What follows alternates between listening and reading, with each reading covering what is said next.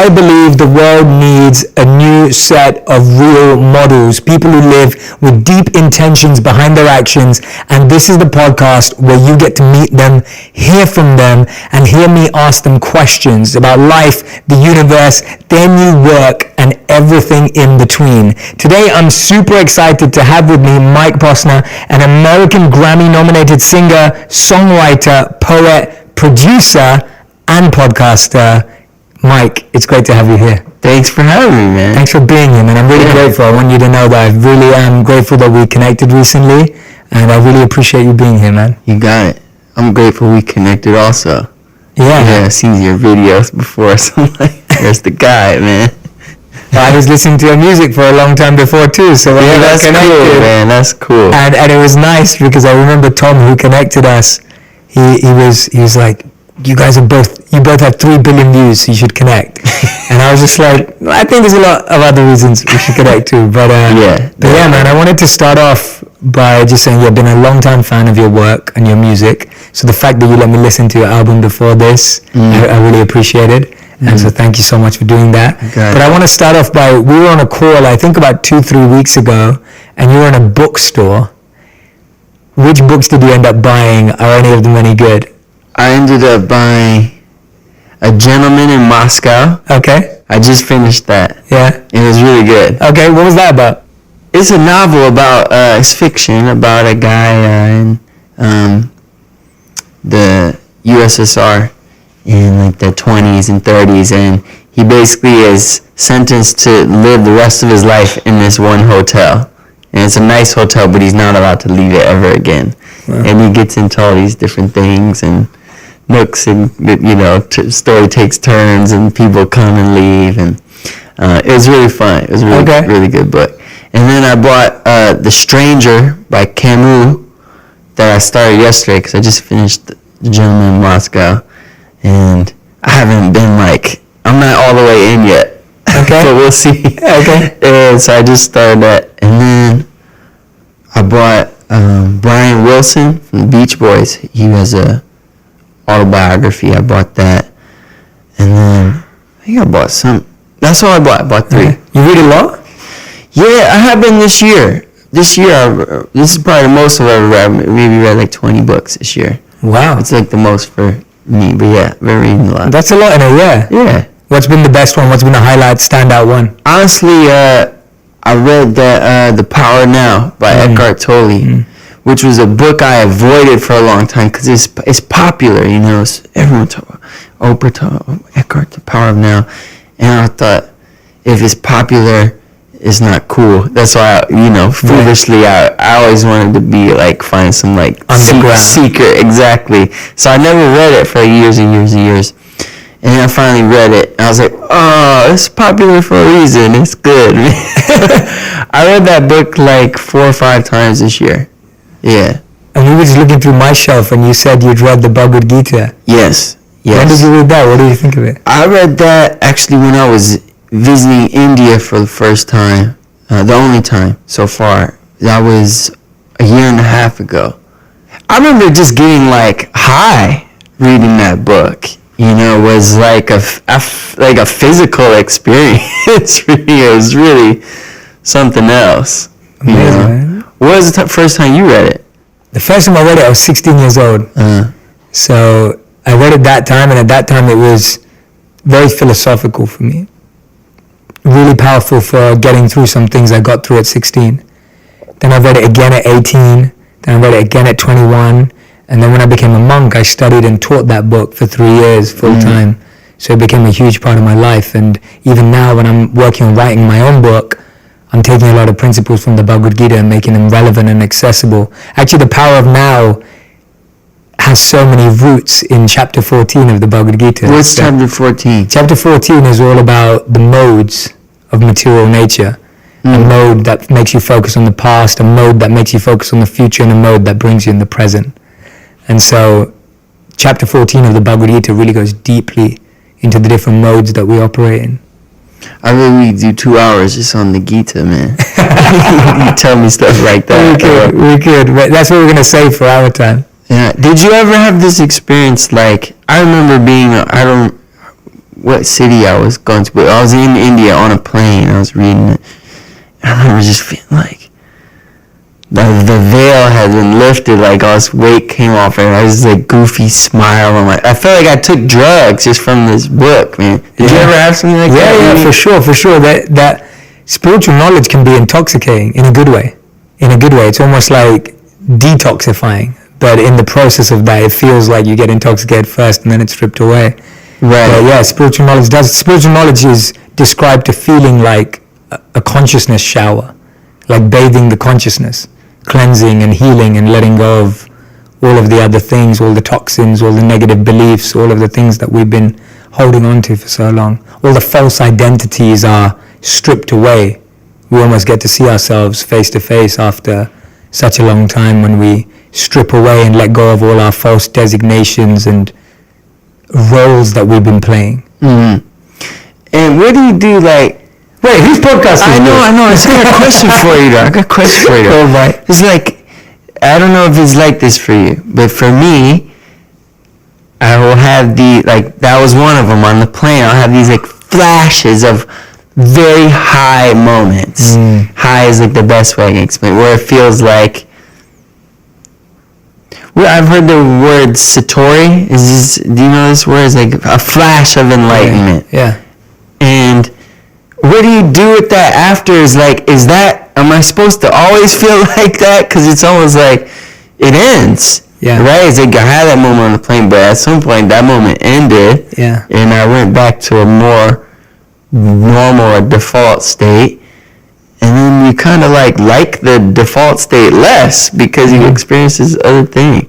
That's beautifully explained, man. Yeah, it's true. So what it's explained as in the Vedic literatures is shadow experiences. So a good example is when you're touring, let's say I came with you, I would get to experience everything like I was Mike. I'd get to be in your VIP space. If you took me as a friend, I'd get to be in your zone. I'd get to see things from your perspective. But I'm not Mike, I'm just experiencing the shadow of experiencing it through you. And in spiritual traditions, whether we're with an incredible teacher or a guru or we're with a book, that energy kind of is infectious and spills over onto us, and we get that high. And then what we need to do is unpack it so that we can live that high continuously every single day.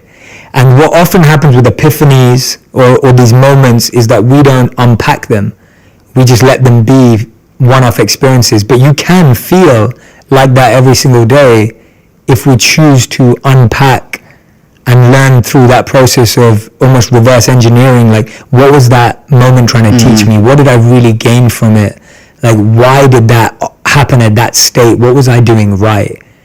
And then you can feel that way again. But it's also scary though. Go on. This is the reason it's scary, is because if you're right, this is what you should spend your life doing.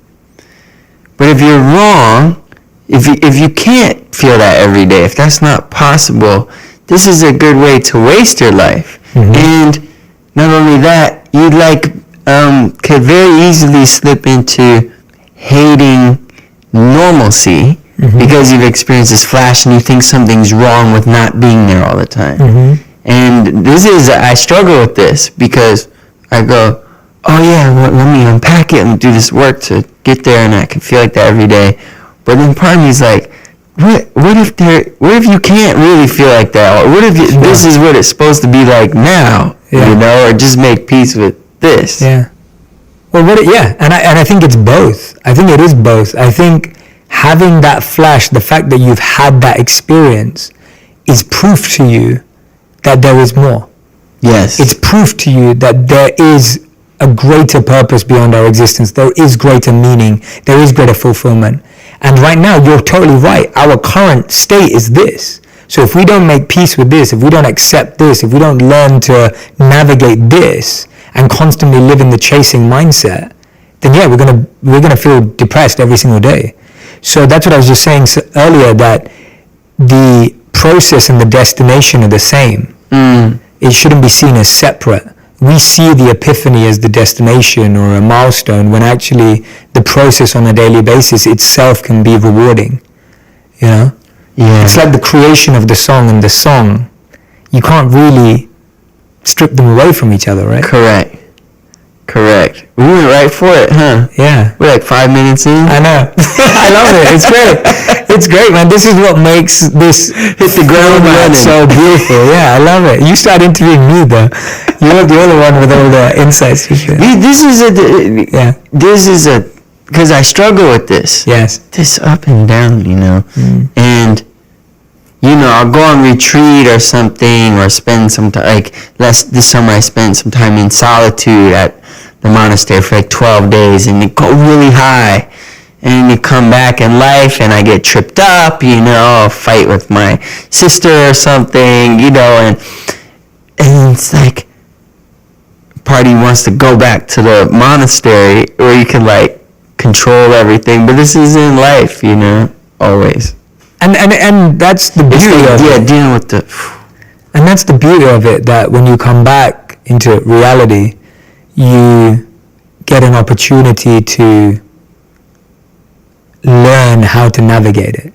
Taking that information, taking that insight, taking those experiences from the monastery, wherever you're taking them from, and then getting them to play out in life. That's part of the experience. I know that when I left being a monk, I actually feel I've had more reflections and realizations since leaving, because I've had to put into practice everything I learned, than when I was a monk.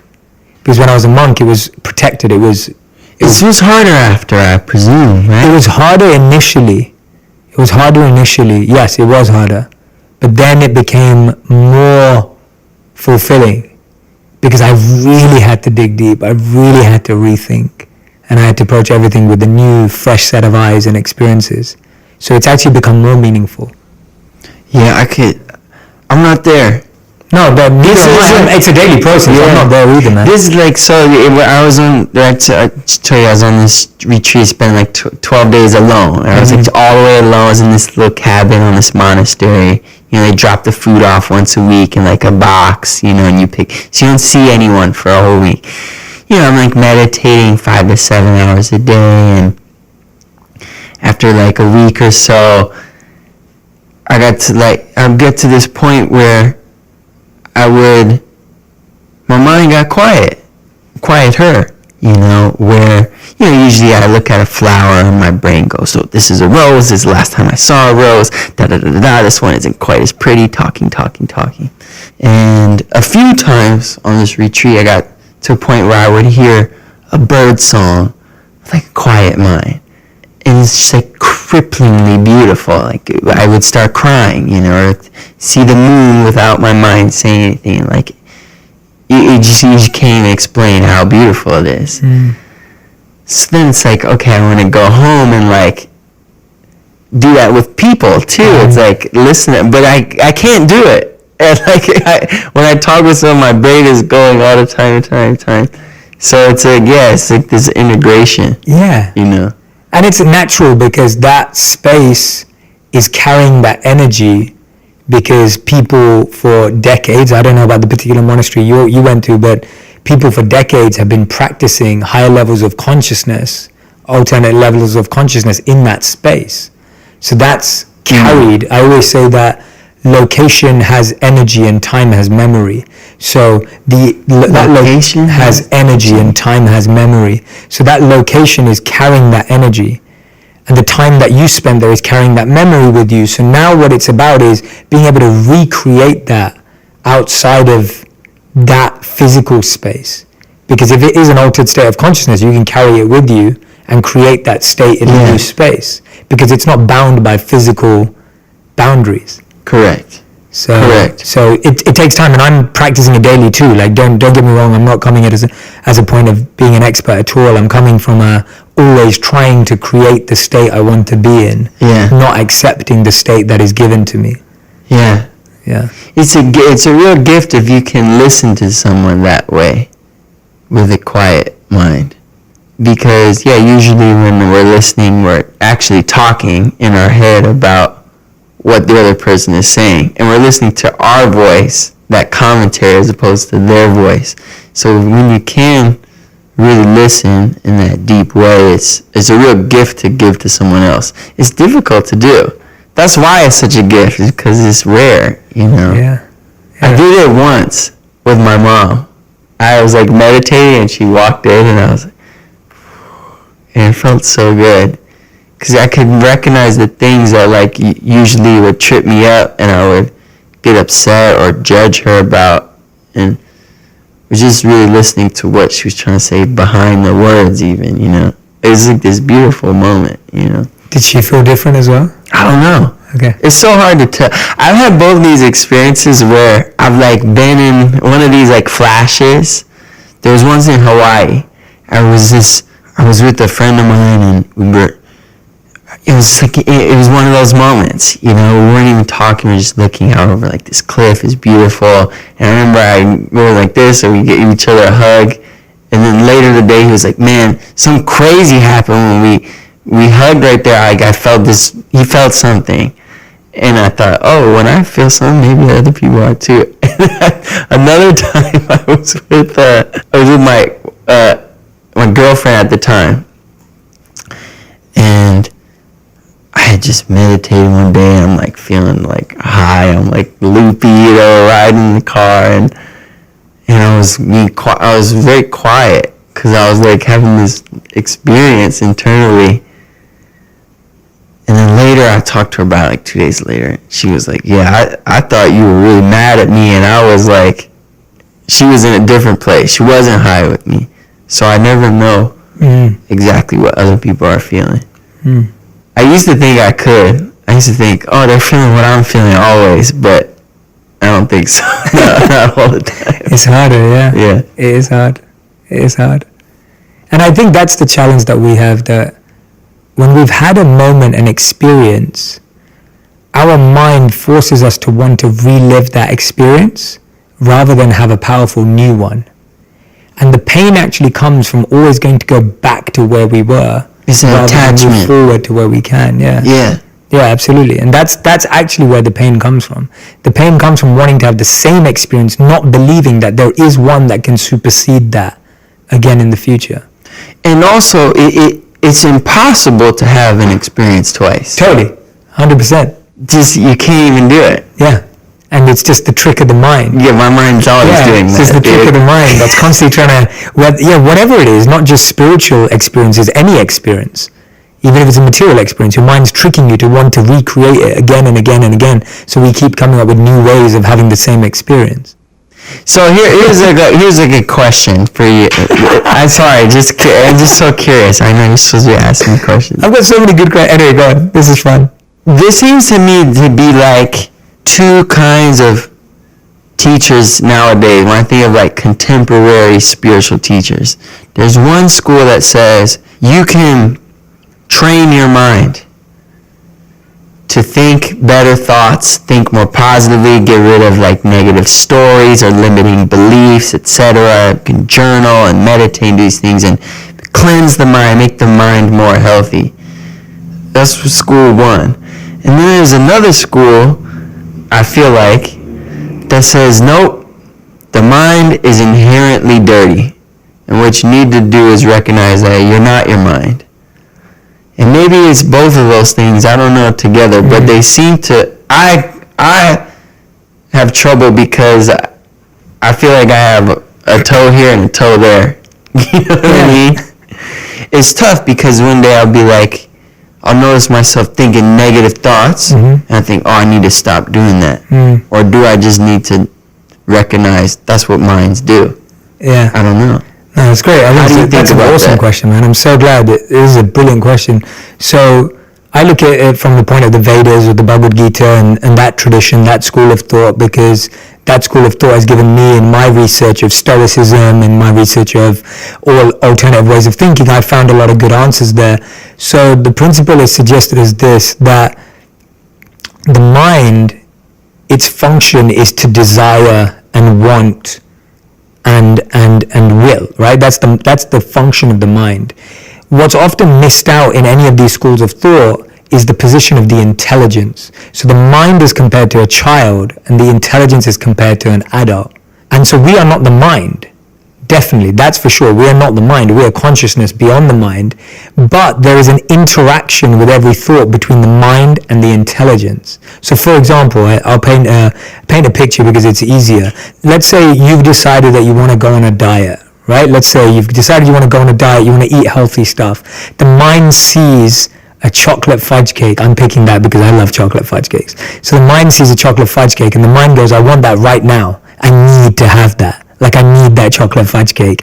And you think the chocolate fudge cake's looking at you saying, eat me, right? Like, you think that. And so the mind's having this whole conversation. The mind thinks back to every time it's had chocolate fudge cake and how happy it feels when it has that. And you think, I need to have this fudge cake. I need it. Then it's the role of the intelligence, based on how much you've strengthened your intelligence. Your intelligence will say to the mind, no, we want to eat healthy. We want to be healthy. We're going to save that for cheat day. But if your intelligence is weak, your intelligence just falls over and goes, okay, let's just have And so that's actually the interaction that's happening daily in our minds. When we wake up in the morning, your mind says, I want to go to sleep. Your intelligence says, I want to wake up. Depending on how much, whichever one you've been feeding, whichever one you've been strengthening, that's the one that wins inside of you every single day. So that's one other school of thought to add to your how would you, one part of me goes, well, is intelligence just another part of the mind? Yeah, it's the more mature adult functioning part.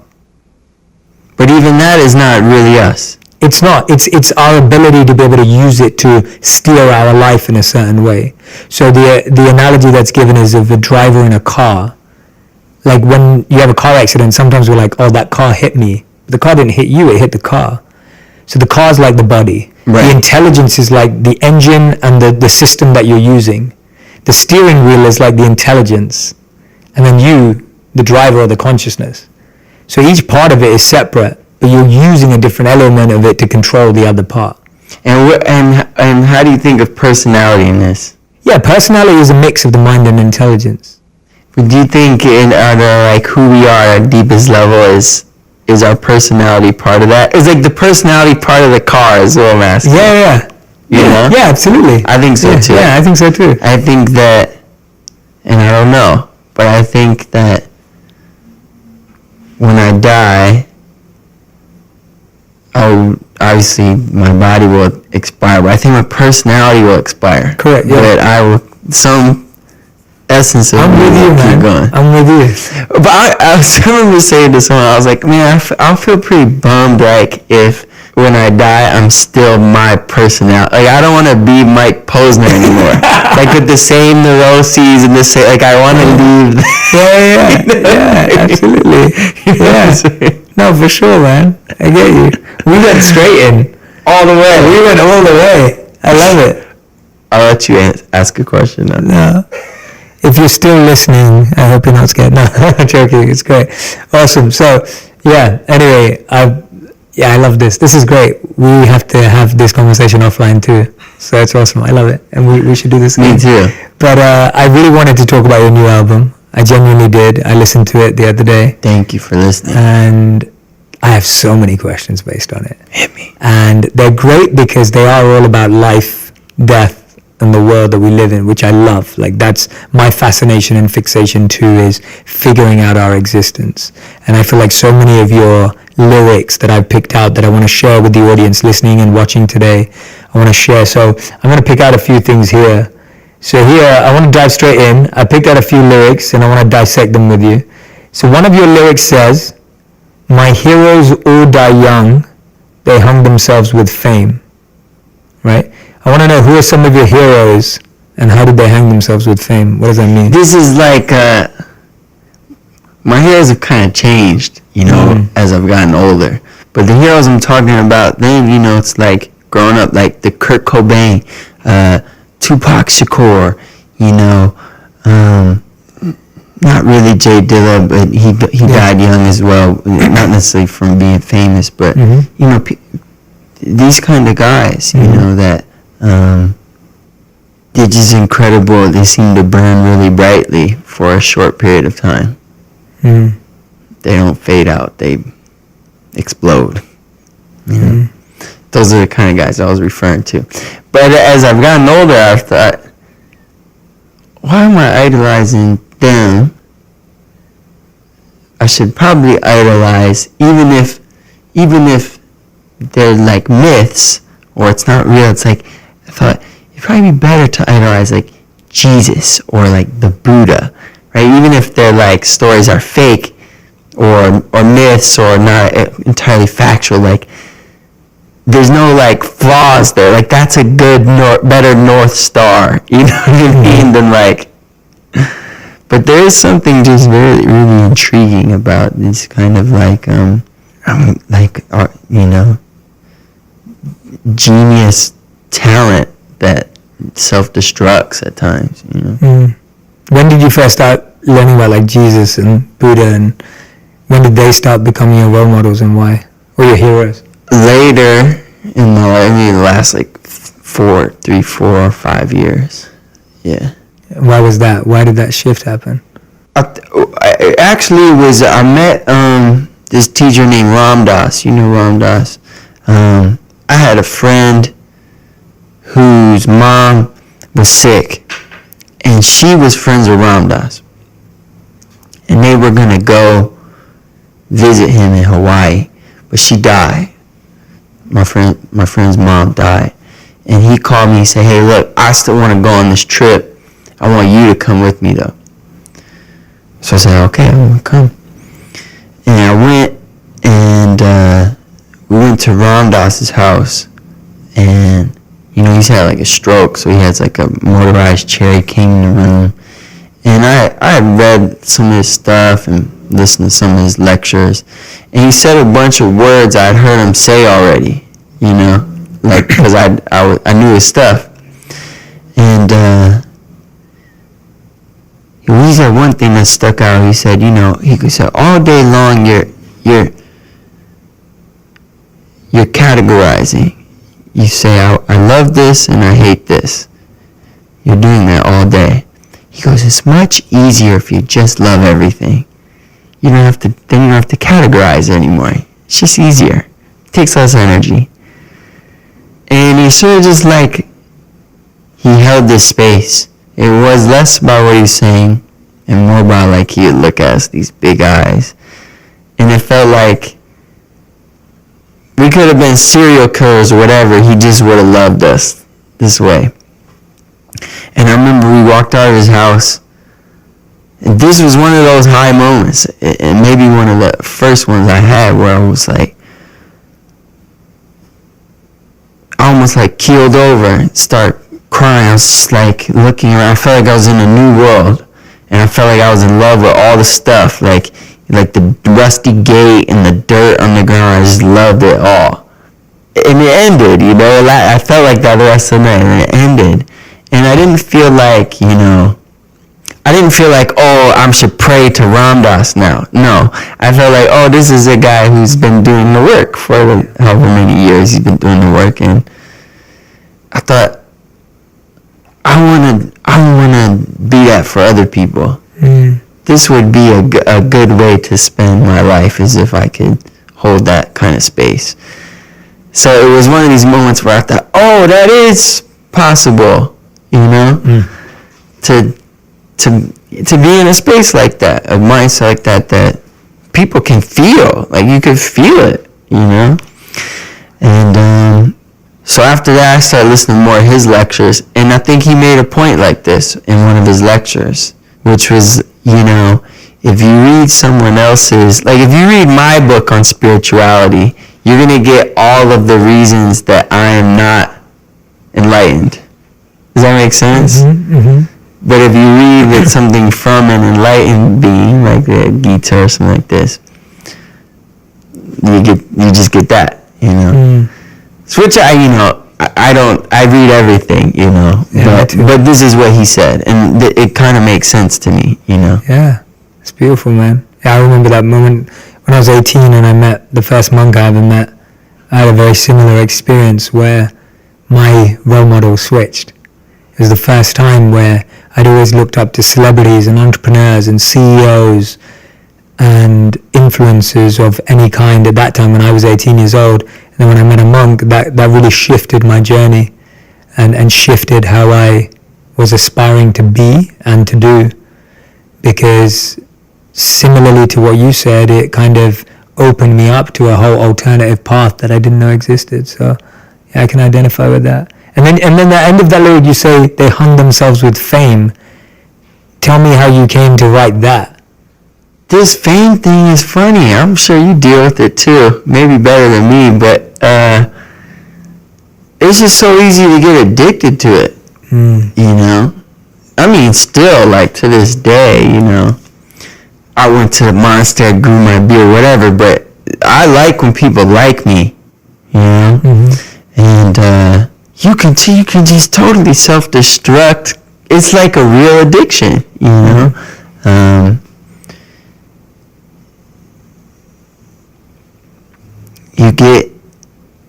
It's like people would do anything, especially when you get a taste of it, you do anything to get more of it, you know, and can kill yourself this way. Yeah. People do, you know. Yeah. You know, the cause might be a overdose, something like this, but it's that, you know. It's, you know, my friend Avicii died this year, you know. This kind of thing. It's a weird vortex, the fame thing to be in. You know, and I'm not like really famous.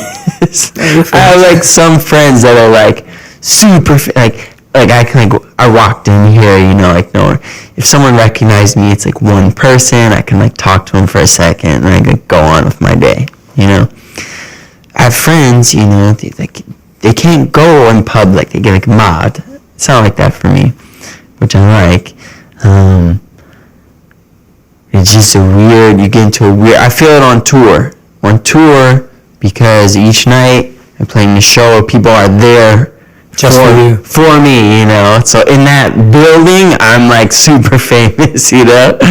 And then when I go back on the tour bus, everyone that I'm living with works for me, which is it's just weird. It's not real life. And then I get used to it, and I'll go out of that vortex and expect everyone to like be waiting on me and this kind of thing. And it's like, whoa, no, that's not reality, you know. Yeah, I want to dive into that thought that you were saying about liking being liked. Yeah. Like we all like being liked. Yeah. Is that a bad thing? Is it a good thing? And this whole process you're talking about of fame, how have you worked through it? How have you seen your friends work through it successfully? Like, what have you found? What have you learned? I know there's no perfect antidote. Sure.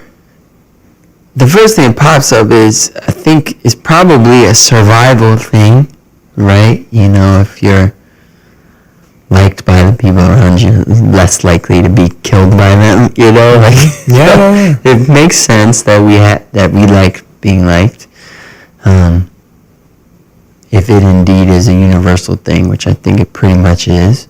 And I'll tell you the wrong way that I've tried dealing with it, and I see other people doing this all the time, from afar and from close, which is I will try to prove my autonomy by doing the opposite of what I know you like. So there was a point in my career like 2-3 years ago where I thought, everyone knows me this one way, I'm gonna do the opposite. So I feel like I'm still my own guy. I'm making my own decisions. I'm not pandering to other people. So I remember I stopped. I was eating every other day, and I lost 30 pounds. And I was already a healthy weight when I started, so I was really skinny, and I dyed my hair green. I had a green mullet. And I was doing photo shoots where I was wearing like makeup and women's clothes. And there's nothing wrong with that. They actually look pretty cool. But it wasn't, the reason was messed up that I was doing it. Not the actual thing. Some of the photos are very beautiful and this kind of thing. And the reason was I was doing the opposite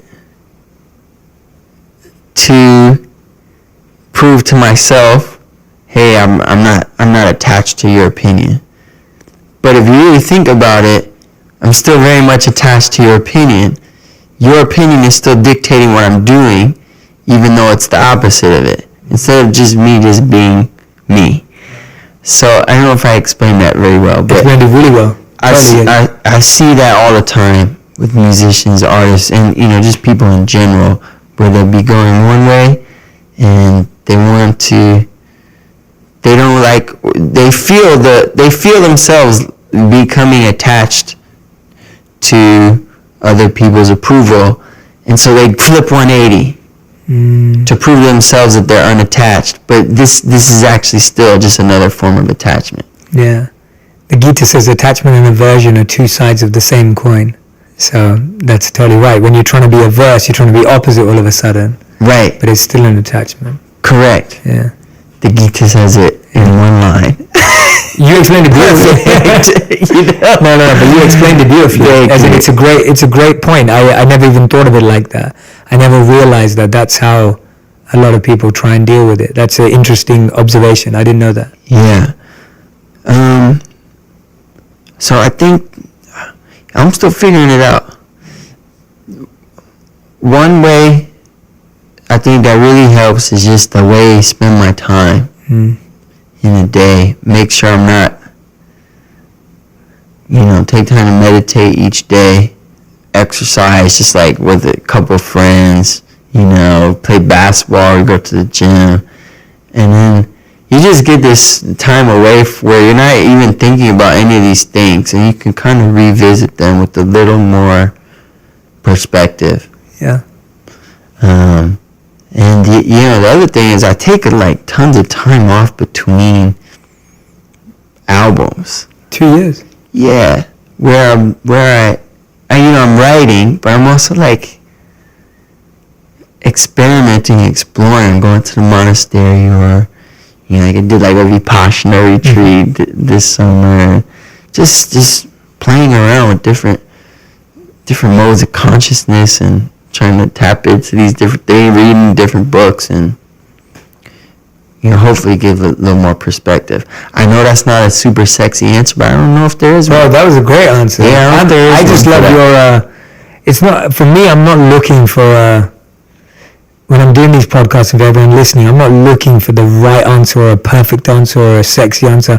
I'm looking for original, unique, answers, like observing answers, and your observations are valuable to me. Your observations of your fame, the fame of others, is interesting to me. And I think it's interesting to everyone listening, because that's how we start learning about how different observations can help us, as opposed to you saying, here's my 3-step formula for how to deal with fame, which, some people have that, that's cool, but I get more fascinated by observations. Yeah. So I love it. It was sexy to me. Thank you. It was sexy to me. I'm going to move on to the next song that I put out a lyric on, because I think there's just so many, and I have to say that the music on this album is you being the same. Like, when I listened to it, it made me want to focus and be curious and be an explorer of the music. It wasn't just enjoyable. I had to be more curious as a listener, and I enjoyed that process because it required more from me. And that's powerful. That's powerful. Thank when you feel like intrigued to listen more. So when I was doing that, I picked out this line, another lyric. I worked the last 10 years, I'm a multi-millionaire, and it's supposed to all be good, and it's not all good, right? I think you took out an expletive. I think I did. I haven't sworn since I was 16 years old. It's hard. Is that right? Yeah. That's beautiful, man. Yeah. For a while, I had a rubber band on my wrist, right. and it worked. Every time I cursed, I'd snap myself, and then I started cursing. Sorry, I took it off. No, it's great. It's great. But here you say that. So the question I have here is, where do you think that picture of success comes from? Because you're saying that you've achieved everything that the world would have deemed. Like, if you were 10 years old and someone told you you'd have all of this now that you're 30, right? You'd think that yes. would, yeah, exactly, right? We both would have I'm done. Yeah, we're done. But it's not. So and I really want to talk about it. Where do you think that ideas come from? Like, where was that put into our psychology? I don't know. Because I remember my parents saying things like, money doesn't buy you happiness, which is a cliche for a reason. Sure. That most cliches are cliche because they're probably in some way true. And I remember hearing people tell me this, and I'm thinking, nodding my head and in my head going, you just didn't make enough. Yeah. I'm gonna make more than you. I'm gonna take it to another level. And it's just a never-ending chase, you know. And actually, when you achieve your goals, can be in some ways more depressing than not achieving them, because you can achieve them and realize, hey, I thought this was actually going to solve like all the problems in my life. I thought my insecurities would disappear, and in my case, like, you know, I got a record deal, I had like the sports car and the house in the Hollywood Hills and the whole thing. Yeah, the whole thing, you know. And so I'm sitting there and I realized that my experience of life moment to moment is the same. I have all the same insecurities. I'm not like a different person. I'm not any happier. I'm not actually, I don't think, sadder either. But it's the same. Mm-hmm. And it's the disillusionment that came with thinking there was this magic bullet, finding the magic bullet, and then it not working. And going, oh shoot, now what? And that, I think, is what the next chapters of my life has been about, is the now what, you know. And there seem to be some promising leads on this path, you know, like we were talking about earlier. Yeah, that's one of the reasons why I've loved missions more than goals for so long. Explain the difference to you. Yeah, so the difference to me is goals are temporary milestones. A mission is a lifelong project. A mission is eternal. A goal is temporary. So a goal is, I want to be a multi-millionaire. Reached. Next goal, I want to be a billionaire. Reached. Now we have trillionaires, right? Jeff Bezos is going to be the first trillionaire. So trillionaire, right? Whatever it is, like that's a goal. It's temporary. It moves. It's ephemeral. Whereas a mission is something you're committed to on a day-to-day. A goal is something you experience every so often as a milestone. A mission is something that you can experience every single day because it's a path, it's a lifestyle, it's a cause you're committed to, something that you feel responsible for, something that you feel like you're trying to drive a change or a cultural shift, which takes longer. What's an example of a mission? So, I guess, even if let's take Martin Luther King, right? So his mission of wanting everyone to be treated by the content of the character and not the color of their skin. Like, that's a mission. Like, you don't just solve that overnight. Like, that's something that he wanted to implant into humanity, and that can go beyond color. That can go beyond gender. It needs to, that kind of thought process of loving and trusting and being compassionate and empathetic to all people is something that goes way beyond, do we have independence, or do we have a goal, or did we get the right policy in place, which is so temporary and doesn't necessarily push a shift. Even for myself, like, my mission that I've always stated very clearly is making wisdom go viral. It's like, how do I make wisdom that has been very hidden away or has only been accessible to people who have gone to monasteries, etc.? How do I make that really accessible to everyone in the world? That's a mission. I've got to do that every day. There's no goal. There's no, like, I'm never going to have a button that says, 8 billion people now have wisdom. Like, you know, it's not a number. Yeah. So anyway, that's how I see the difference. But I love what you're saying, and I agree with you that's why I think shifting to a mission versus a goal life still keeps you motivated, still keeps you meaningful, and it moves away from numbers to emotions. You know. But anyway, that's just my thoughts. Yeah. Good thoughts, man. Some of my thoughts. Those are good thoughts. Some of my thoughts. You asked the question in one of the songs, do you ever get tired being perfect? Right? And my big question around this is, what is perfection? Does it exist? And how do you define perfect? Like, how do you see perfection, the meaning of perfection having changed in the world that we live in today? I think what what were you hinting at? I think, I don't always know what I'm hinting at. Sure. It's kind of like sometimes the thing pops in the head and I just put it down. Yeah. And almost like it's not me, you know? Oh, really? That's how sometimes the songs come out. It doesn't feel like I'm possessed or anything, but it's like, look, you know, you have an inspired thought or a good thought. Do you really get credit for that?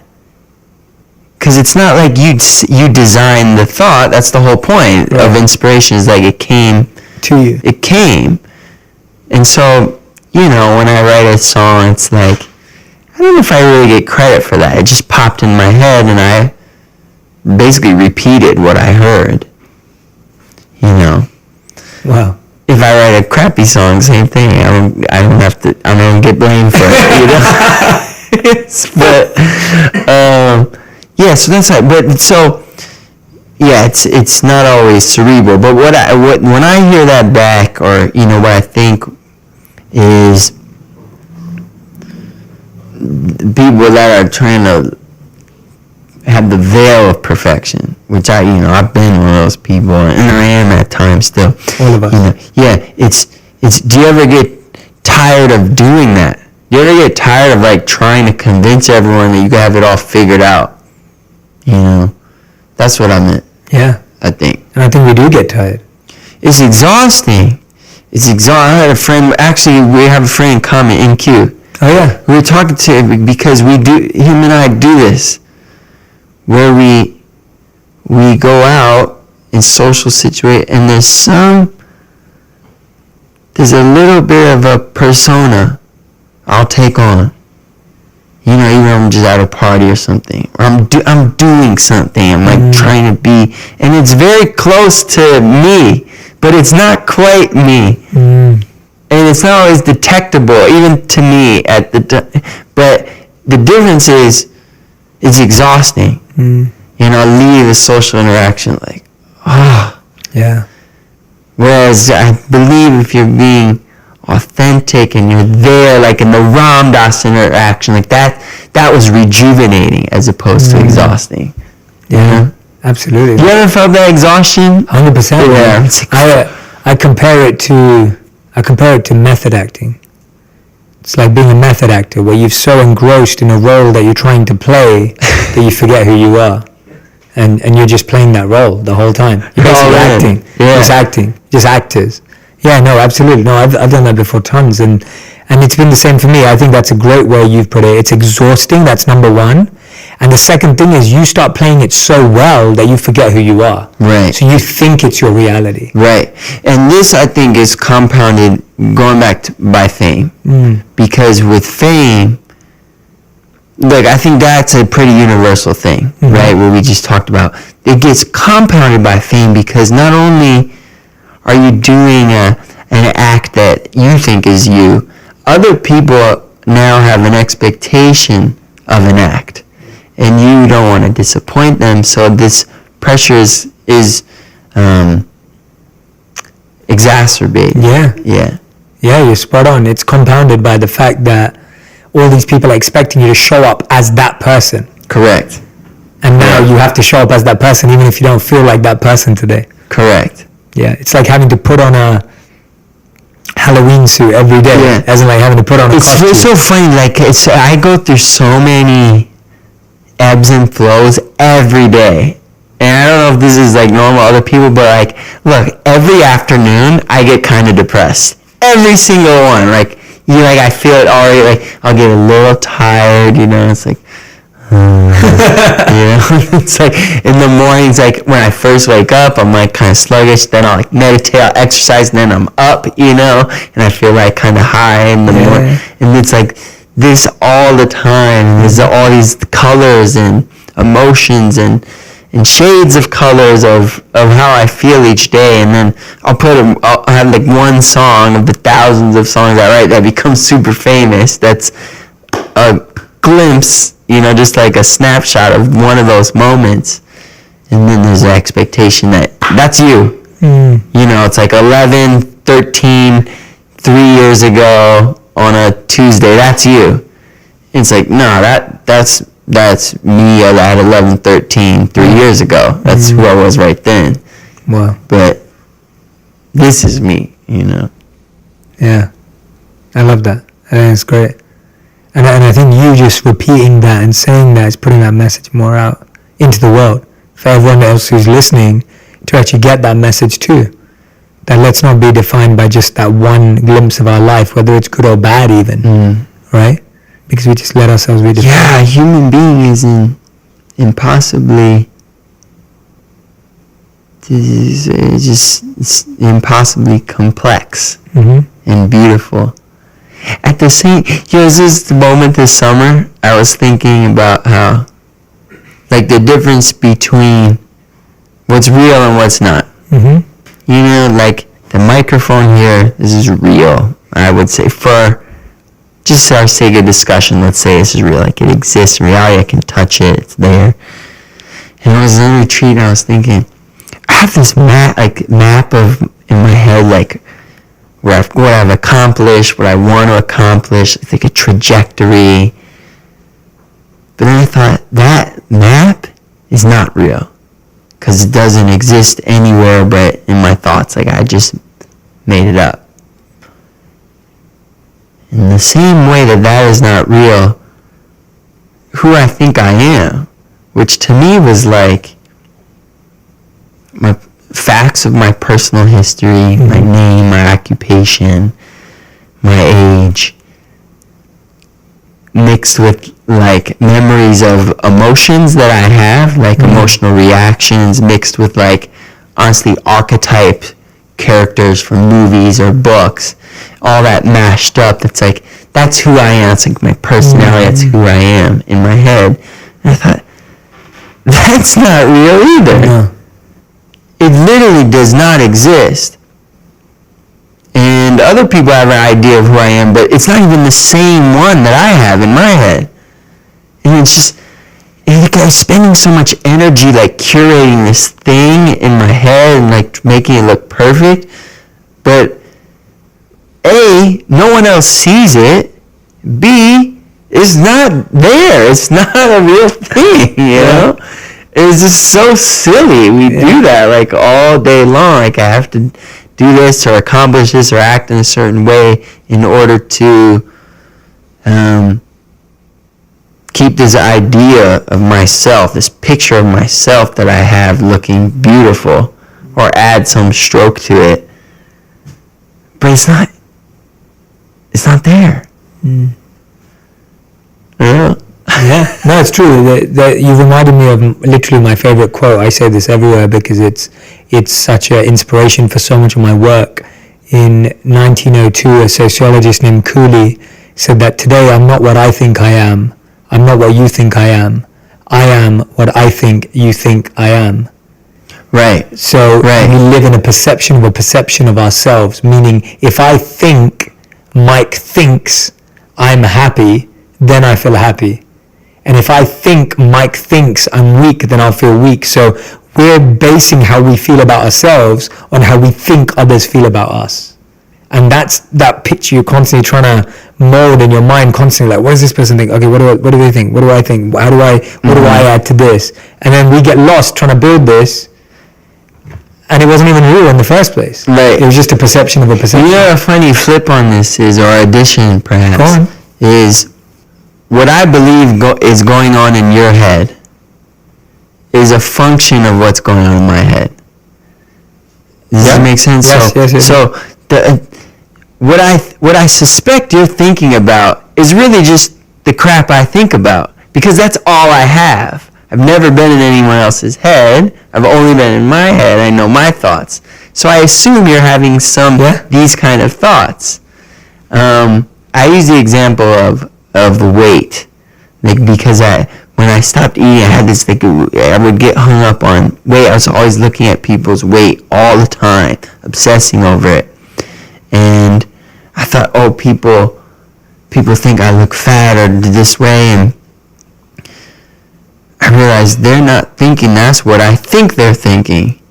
And what I think they're thinking is based on what I think. Yeah. And so it's like, just to simplify it, it's like, in order to not feel judged, judge less.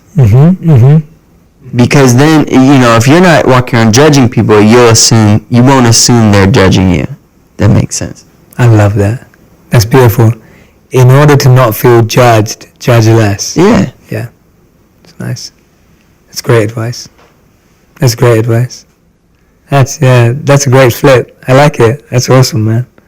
That's awesome. Now, I want to talk about this because I think it's important for the album that we're talking about right now. Like, you lost someone really important to you last year, your father. There's, someone obviously extremely special to you. How's that affected, built, created this album? How have you been processing that?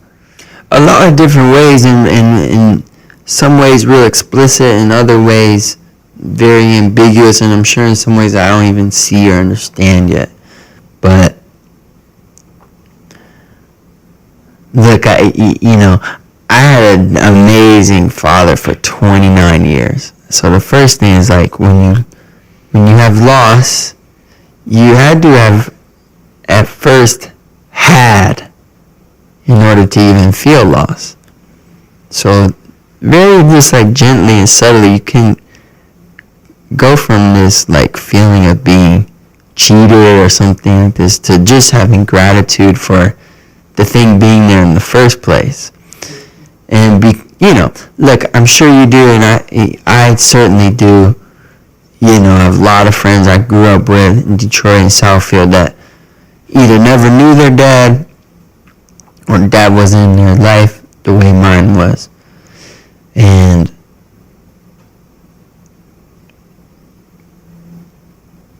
it almost feels like silly to me to be too sad because I had this amazing gift. And how can I complain about having something awesome for 29 years and say, hey, I should have had it 30 or I should have had it 31? Like, no, man, you don't get to decide that. That's not for you to decide. So I deal with it in different ways. This is how I feel on this couch. There are other times where I'll be playing my guitar alone in the hotel and I'll start crying. And I miss him and I'll go, dang, he's really gone. And there are other times where I'll be meditating or I'll be performing. And I swear I can like feel him around. It feels like energy's such like a buzzword, but it feels like, it's not like he's standing there in his body. It just feels like it's a weird thing to talk about. No good way to talk about it, but it's not weird at all. Yeah, I feel like I can feel him around. He's an energy. And the second part, like there's another part of death, which is it's quite a beautiful reminder for you to get your life together. Because the real thing about death that people get tripped up on is it reminds you you're going to die. This can be a really good thing to get that reminder because it puts in perspective what really matters. And hey, am I doing, a lot of us have a list of things that we want to do when we're done doing what we think we have to do. And, when my dad died, I was like, I'm next. Like, I look just like that guy.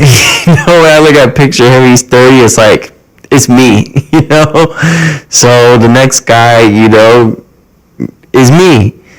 And I started looking back at this list of stuff that I actually want to do and start doing it, start doing it. And obviously, my album is a lot. He's on my album, recordings of us talking. So he influenced my music this way, in a big way, with this record. And so yeah, it's just a lot. It's a lot, it's implicit and explicit ways. He's a great guy, great man, And I the older I get, the more I understand how beautiful of a man he was. When I think about, or I see friends that like have families or kids and really seeing what that actually entails. It's a lot, And I think about, when I was on the basketball team in high school and I never played. I was really short and I just sat on the bench. And he would be at every single game. He'd be the first parent there. I remember one time he said, Mike, I'm really sorry. He was an attorney. He said, I have a case. I can't move it. I'm going to miss the game. I remember thinking, like, all good, man. I don't play anyways. I don't know if you noticed, but like, I just sit there and I remember it was an away game. This was like in Pontiac, which is, 34 minutes away. Our bus pulled up. And we get off the bus, like, we're there like an hour too early to warm up. And there's one guy in the stands. It's my dad. He's like, I moved the case, like I didn't. He was just always there. He always showed up, We're a perfect man. No one is. But, yeah, I love that. I love that guy, man, forever. He was funny, too, man. He was a goofball, man. Silly guy and beautiful. Just this loving,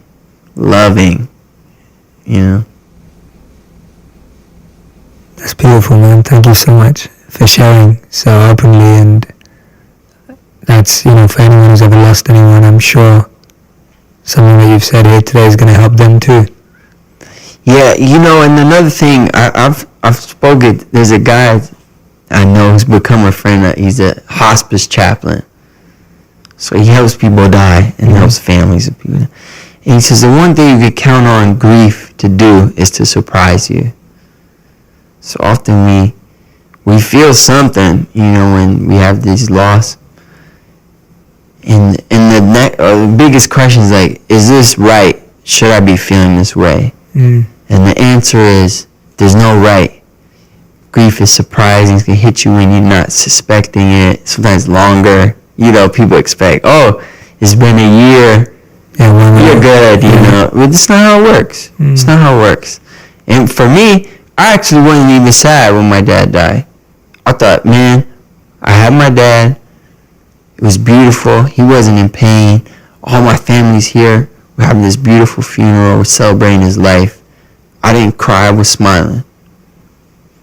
It's not wrong, right or wrong. It's just how I felt, Later, my mom was playing, 8 months later, she's playing checking her voicemail, and she's going through and when she gets to one of my dad when he's alive, he was sick. I lost it.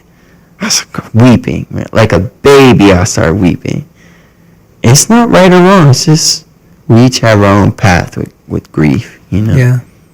Yeah, I think it's so easy that with a physical scar, you watch it heal. You can see it. Mm-hmm. You know that you're applying something on it that's getting it healed, that's getting a scar on it, etc. You can see the wound getting covered and then it disappears. But emotionally, it's almost like, oh yeah, it's been a month. You must be better now. But it's, you can't see it. And so the only person who's experiencing it in different ways all the time is you yourself. Mm-hmm. And that healing process is totally unique, totally different for each person. And you can't put a time limit on it, or you can't put a expectation on it. But because we can't see it, we kind of just pretend like it's not there. Yeah, we make up a schedule. Yeah. Hey, it's been a year, I should be over this. Yeah. Not based on anything. Yeah. Thank you for sharing that, man. I really appreciate it. No problem. And your dad sounds amazing. He's a good guy. Yeah, I'm so happy to hear you celebrate his incredibleness, for the time that you had. Mm-hmm. It's so beautiful to hear that, man. It's so beautiful to hear that. Thank you. Thank you. Yeah. And now you're at this place where you're 30, and you talk about being stuck in the middle on your album. That's how I feel, And I feel like we've talked a lot about getting to 30 and what's happened before, and the songs and the fame and the money and all of this. Like, when you're saying you're stuck in the middle, how is your perspective currently on the next, I'm not going to go too far, but on the next 12 months, the next, what is your perspective? What's changed? Where is that stuck in the middle song inspired by? It's a funny thing is a lot of times songs, they'll come before I actually live them. The song will come first, and then I live out the song after. Sometimes.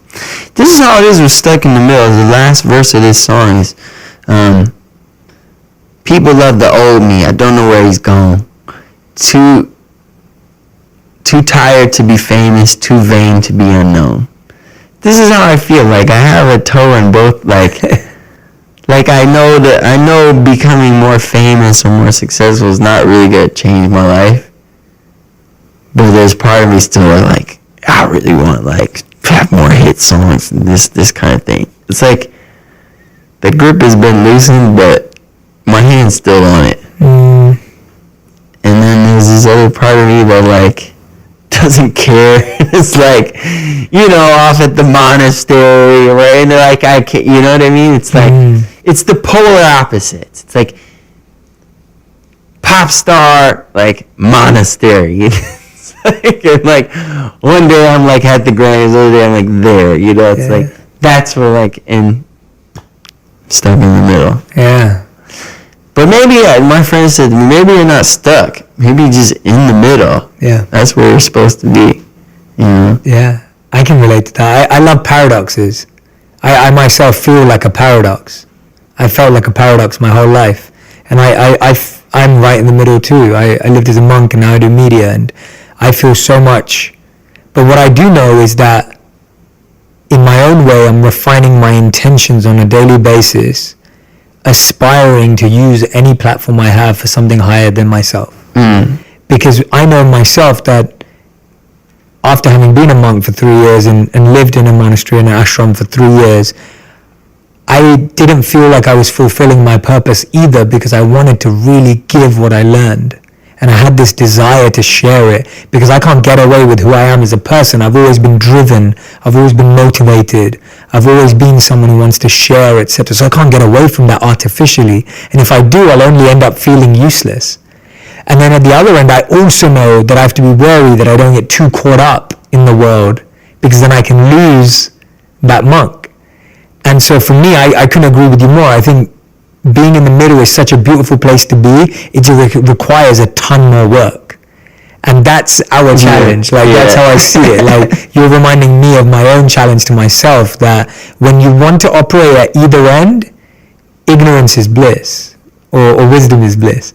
And then you're trying to be in both. You're like in the middle. You're having to, make sense? Yeah. Does that make any sense? Yeah. Yes, it does. Ignorance is bliss, when you're like full in the world, like full hedonistic. Yeah. Wisdom's bliss, you're full in the monastery. Yeah. And like having both those in your life integrated is that's the real small task. Yeah. We're like setting ourselves up for the hardest thing. I'm gonna have to learn from you. I'm gonna have to. No, bro. I'm here to learn from you. That's why I was trying to hijack your interview and ask you all the questions, man. No, at all, man. You've given what I'm listening to. Like this. By the way, for everyone who's listening, when you listen to this album, which I really, really recommend that you do, because when I was listening to it, I was exploring. Like, if you're fascinated by what Mike's saying on the podcast right now, if you're watching this, hearing this, when you listen to the album, you'll be able to see it mirror across. It's such a profound piece of work. It's profound. Like, that's the right way to put it. And yeah, if you're a fan of Mike, or I'm sure you've heard some of his stuff. If you haven't, this is the stuff that I want you to listen to. Thank you. But yeah, we spent a lot of time. It's weird making these albums. Like, perhaps like a dying form of art. The album, because people don't as much listen to them through. But I sort of don't care, because I do listen to albums through, and I love the albums. And so we spend like months on transitions and song order and transitions. Like, a lot of my songs will connect. You'll see the marker go from like track 4 to track 5, but the music there's no change, there's no like break. And so, we spend like a lot of time on that. It's like, I don't know if anyone's going to listen. Like, we did. Yeah, no, I still remember the feeling of looking forward to an album coming out and like going to buy the CD and like opening up the pack. And like, I still love listening to albums, because the songs that you hear on the radio are never anyone's best songs, in my opinion.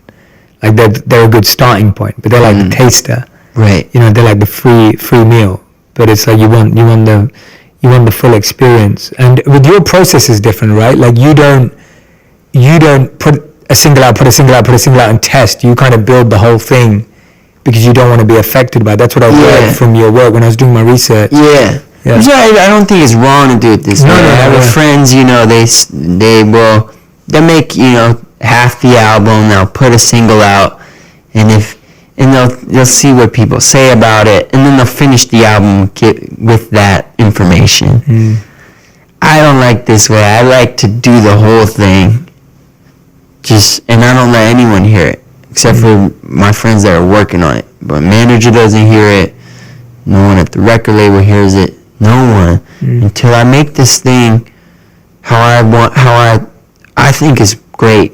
And then I'll play it for a few friends I trust, get feedback, I'll go from there. If the feedback hits me in that tender place where I know that it's right, I'll address it. And if it's not, if I think they're wrong, in my heart, I don't address it. And then I go to a record label and say, here's my album. It's done. Yeah. And that's it. It's done. It's awesome, man. I've got the 5 big questions for you that I always talk about. I want to hear you play as well, but these are 5 big questions. So the first big question is, what's the best thing you've ever let go of? Best thing I've ever let go of. That you're happiest about letting go of? Because you've really cleansed, you've healed your work, you're doing the work, so. I would say there's been a few times where I've moved into my van, not because I had fallen on hard times, because I felt like my possessions were weighing me down.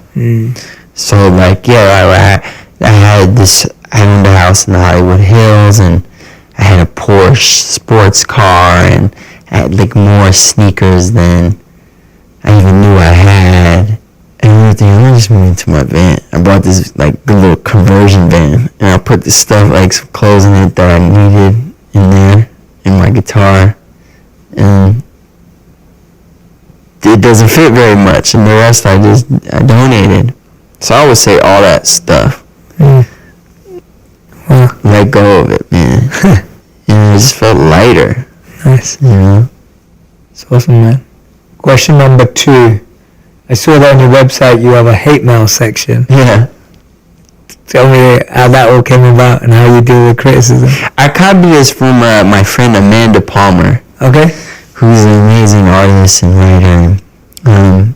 For me, it's just a good way to like, when I was on social media, now I have someone post for me. Right. I'll write the post and they do it, because I try not to read the comments. But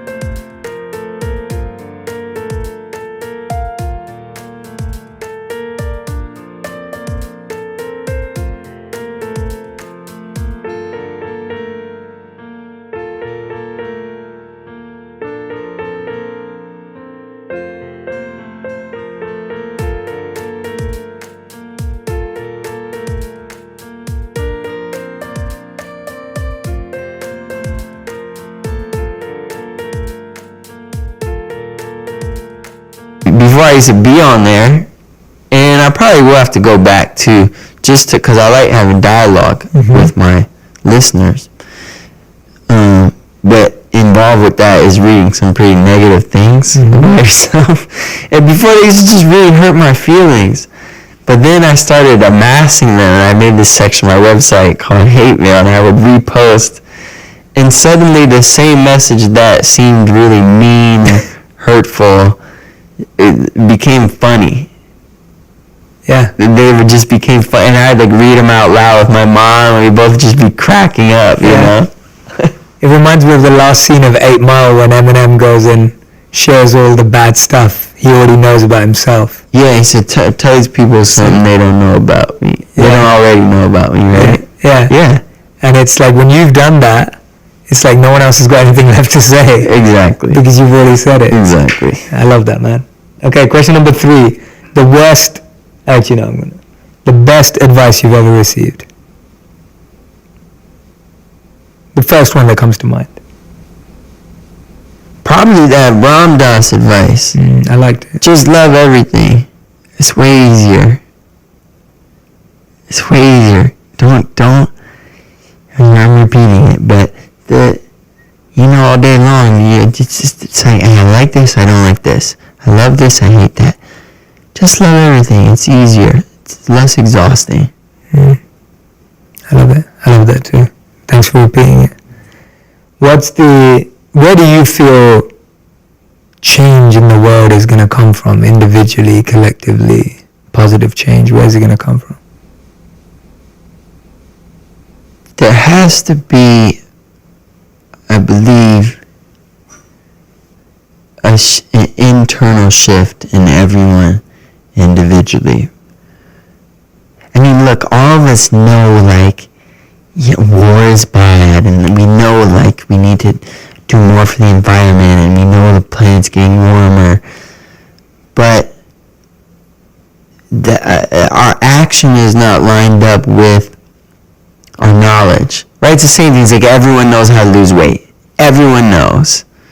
Like, everyone knows what foods are unhealthy, exercise more, but still, many people with that knowledge do not lose weight even though they want to. So there has to be a shift in I think, like what we opened up about, that we are not our minds.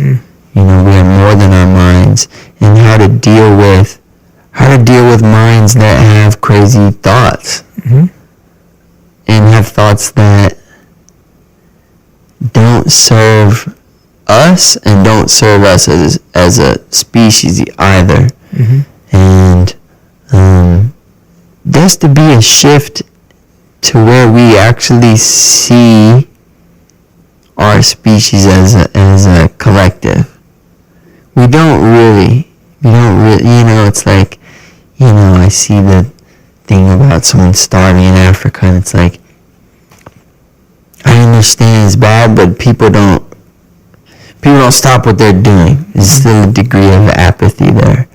So, and I think this is moving in the right direction. I think we're getting there, but not yet. It's a great answer, man. And final question, would you like to play us something? Yeah! Do you have a request? Have a special. Your inspiration. I always go with your inspiration. I don't want to think about what I think you're thinking about playing, so I'm going to let you go with your inspiration. Your answers are inspirational, so I'm excited for this. I just stuck in the middle. Okay.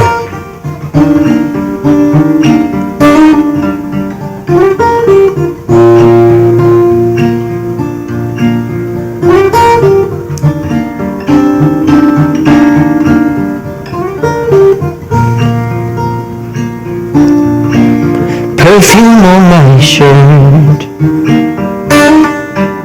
puts me in the past. Too tough to be without her, but too afraid to ask. Here I am again, stuck in the middle.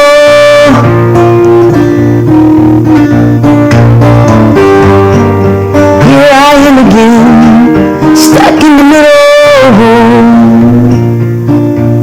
too young to settle down, too old to be embarrassed.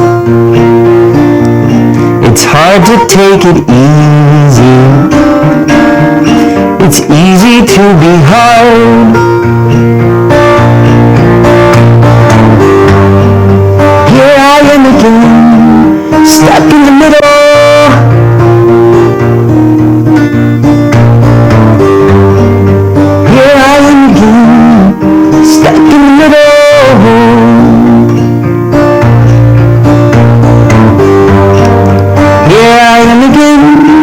Stuck in the middle.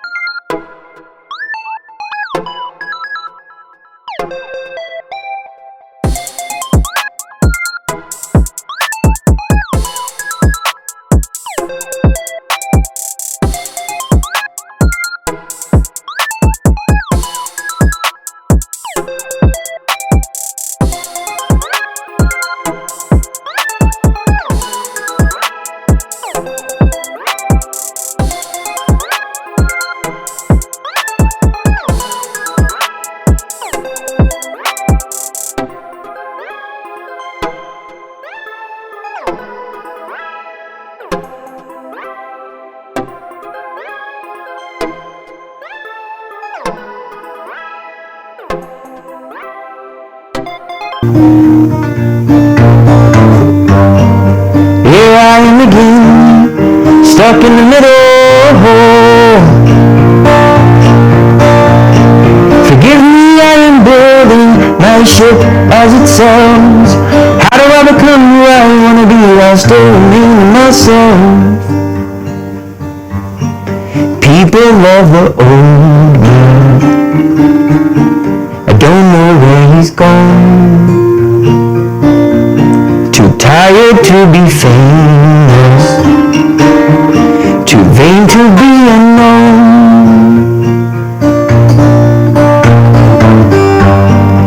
Here I am again, stuck in the middle.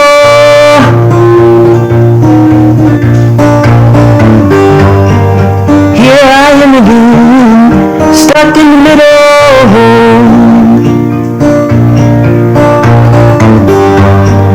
Here I am again, stuck in the middle.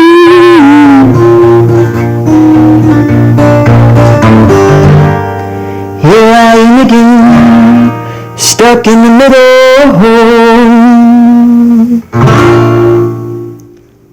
Woo! Wow, that's amazing, man. Thank you. You're creating from such a deep place, man. Thank you, man. I'm being serious. Thank you. Like, I'm excited to. It's fitting. I love that song, and it's fitting that I genuinely think that if you're able to use this incredible platform that you've already achieved, and you're able to grow it only for the sole purpose of wanting to learn more and share powerful messages with the world, you're gonna have an incredible impact on people's lives, man. Like at a scale that no one else can. It's gonna be insane because you're really doing the work, and I can feel it, I can see it, and I want people to experience that. And I feel like you've been given this incredible, unique talent. Not only have you got an incredible voice, not only are you such a talented artist, but you've spent time doing the work. Thank you. And that's gonna transpire into people's lives if you just keep doing it, man. In the middle. That's just there. In the middle. In the middle. Not stuck. Yeah. Just in the pocket. Yeah, in the middle, man. You want to know something? Yeah, go for it. I'm loving this, and it's beautiful. Want to hear another one, right? Yeah. Let's do it.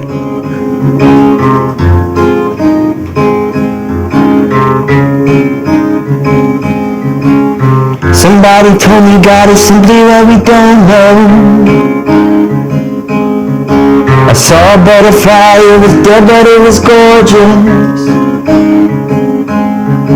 And all the robots are just walking down the sidewalk. Kings of the little empires that they made of. And I'm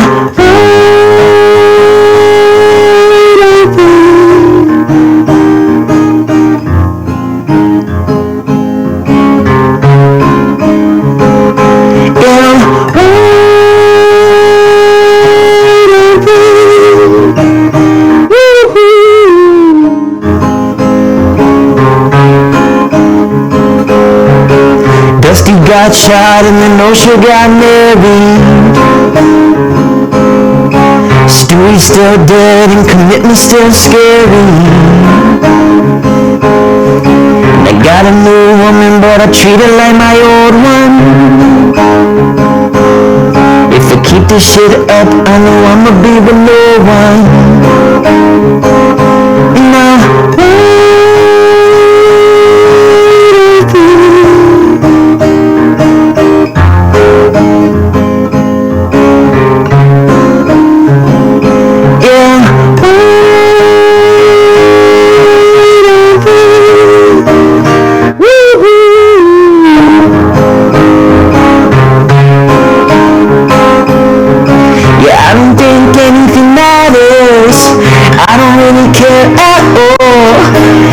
start a revolution, but nobody cares and everyone's tired. Work a little bit harder, and baby, so will I. You want a revolution, but nobody cares and everyone's tired.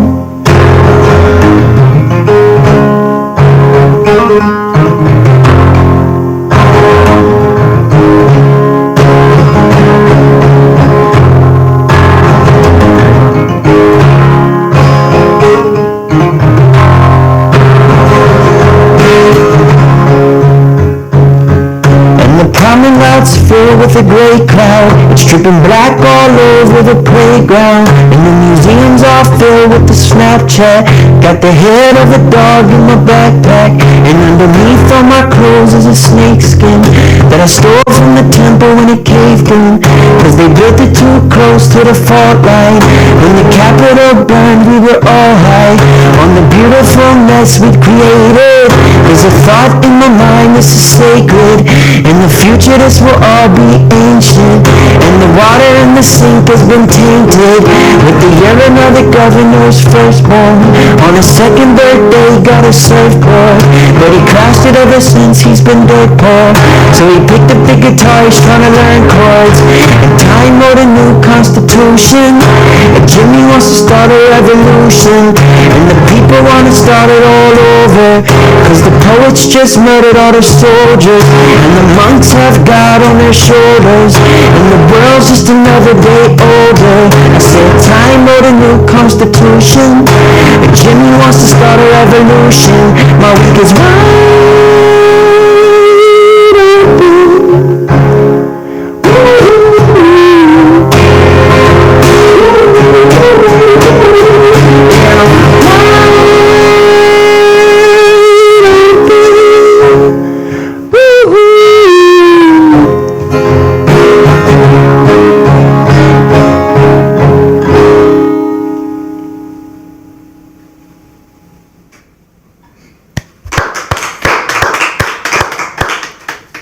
We need to. I wish there was like an audience here, man. I'm like, next time. Yeah, we're gonna have to. When I go do my world tour, I'm gonna be getting you to try and get you to come sing your songs, man. I'm That'd like, be fun, yeah, because that's beautiful, man. Thank you. Thank you. It's always more beautiful when the person singing is seeking at the same time. So, that was incredible, man. Thank you. I feel so blessed being able to watch that live. Thank you for having me. It's amazing. No, I hope we're going to continue our friendship. And we are. Yeah, for sure. And we can talk for hours and hours and hours. Is there anything that, I always ask this because it's important to me, because like I said to you before, that this podcast is an opportunity for me to serve you, and it's an opportunity for me to help highlight the incredible work you're doing. Is there anything that I haven't let you share, you haven't been able to share, you think we've missed? There's a message that's intuitively in your veins right now that needs to come out. I think we get it. Yeah? I think we got it. Awesome, man. For now, as obviously we could talk more. Yeah, we're going to get together again and I got questions for you, man. Yeah, I'm excited, man. Thank you, bro.